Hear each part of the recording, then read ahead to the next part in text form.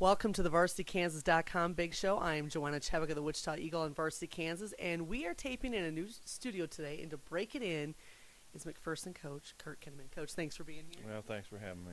Well, he drove all the way from McPherson to come down here for this big show, and Coach, I'm a little bit surprised that you did because you think I might be a jinx here. Well, I don't know that you're a jinx, but I know last year when we did this, it was right before we were to play Wichita North in our tournament, and Wichita North did a great job, played great that night, and beat us for our only loss of the season. So I guess coaches have to have something to blame it on, and you were the lucky person.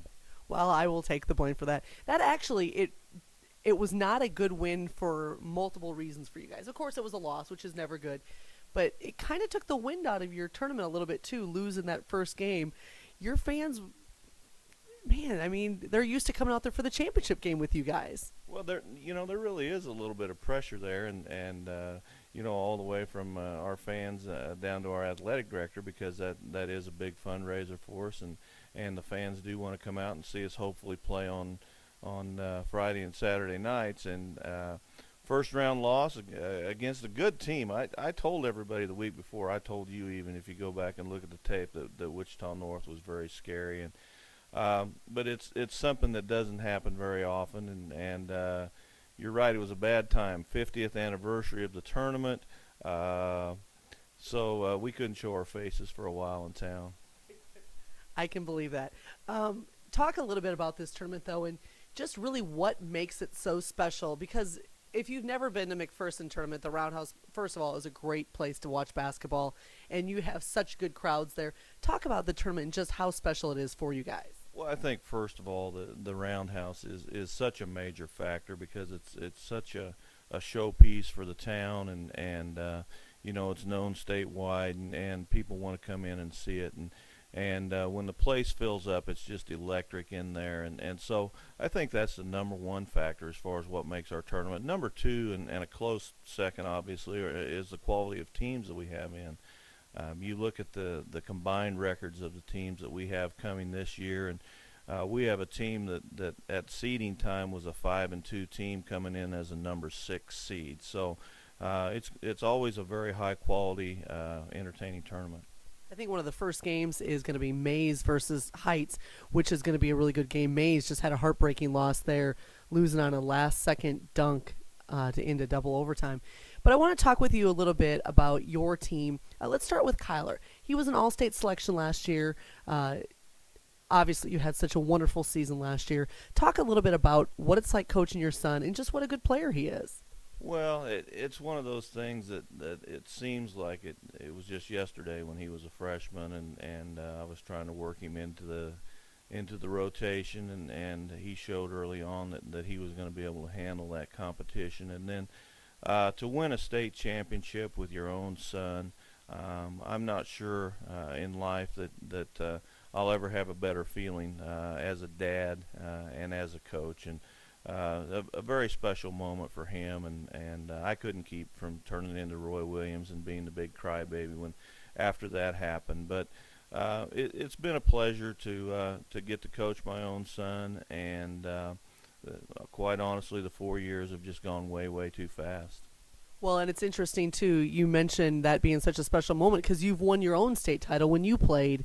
You've coached other state championships, but seeing Kyler and being there with him, that made the difference, didn't it? Well, it did, and you can't ever rank them, but that one's certainly going to be hard to top. And and part of the allure to me of winning a state championship goes clear back to when I was able to be part of a state championship team, and just I know the work that went into that, and the friendships that we had, and that's something that I'll never forget, clear back to 1982.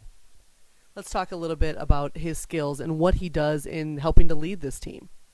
Well, I think Kyler is what you would call the classic point guard. He's the classic lead guard. The last 2 seasons he's led us in scoring and assists, and this season he's our 3rd leading scorer, and yet his assists, he's averaging over 7 assists a game, which for a high school player is really a high number. I think what makes him special is he's the kind of guy that you would enjoy playing with, and that's one of those things that makes it easier with him being my son. If I had a son who went out and was a gunner and wanted to shoot it every time he touched it, and those things, it makes it more difficult and opens you up to questioning. All right, Coach, let's talk a little bit about the team and just overall what is making you guys such a special team and who's really standing out for you. Well, I think the number one thing you have to look at is they're a really unselfish team. They share the basketball. They make the extra pass. They find the open man.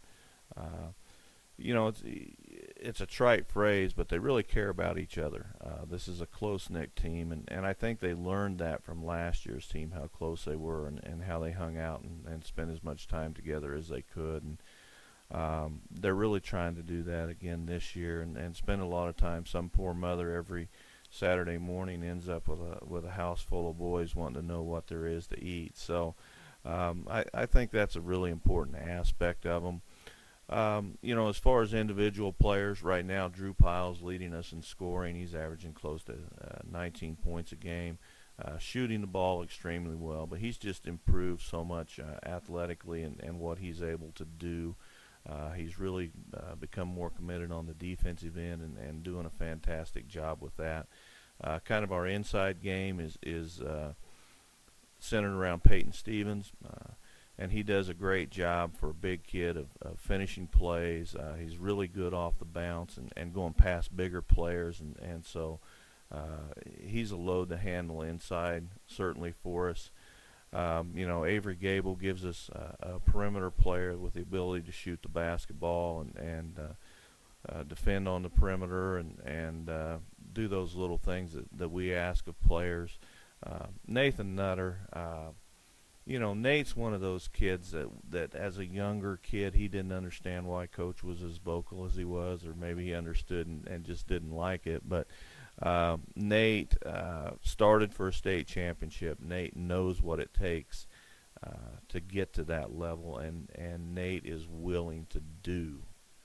You know, there's a lot of people who know what it takes, and then it becomes a different animal when you have to know what to do and be willing to do it. And Nate's one of those kids that you just, anything that we need, he's liable to do at any time.